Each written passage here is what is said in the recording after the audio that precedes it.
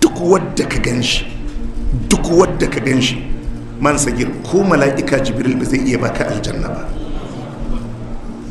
ko mala'ika jibril ba zai iya gafarta ma zunubanka ba, ko mala'ika jibrilu ba zai iya azurta ka ba, domin ba matsayinsa ba ne.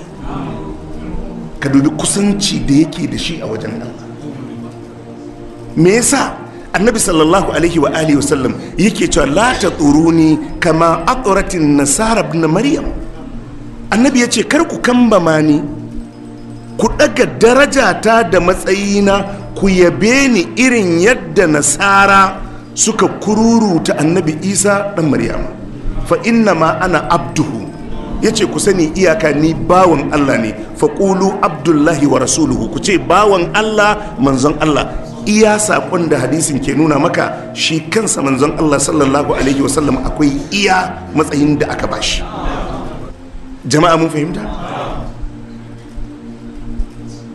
Allah a Qur'ani yake cewa wallazina tad'una min dunihi, waɗanda kuke kira kuma bayan Allah, Allah ya ce ma yamlikuna min qitmir.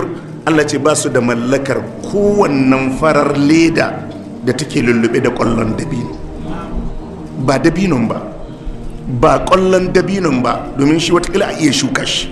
Ledar da take lullube da ƙwallon dabinon, Allah ya ce wala duk duniya ba wadda yake da mallakar wannan. Don Allah in ka je neman bukata a gun wani Allah akwai wahala ko ba? Akwai wahala, akwai wahala,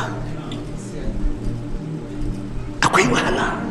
Ma yamlikuna min qitmir, wannan farar leda da take cikin dabino wadda kai in zaka ci dabinon baka da bukatarsa, Allah ce ko kaman wannan ba wadda yake da mallakansa in ba Allah ba.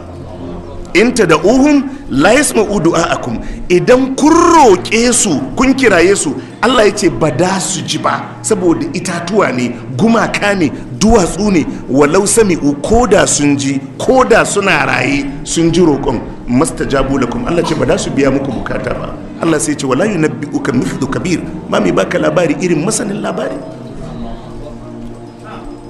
To idan aka ce kowa ya bauta ma abin da yake so, akwai azabtuwa ko babu? Domin kowa zai fantsama neman ababansa ne, in ma ka je neman aljanna a gun wadda bayi ba da ita, in ma ka je neman arziki a gun wadda bayi ba da ita, ko ka je neman lafiya a gun wadda bayi ba da ita, ko ka je neman wani abu wadda ka je nema a gunsan bayi da shi. Shin al'umma za ta azabtu ko ba za ta azabtu ba? Wallahi saboda kauna da soyayya da Allah ke ma bayinsa, ba a cikin bayi ya tada manzanni ya ce a fara wa'azi.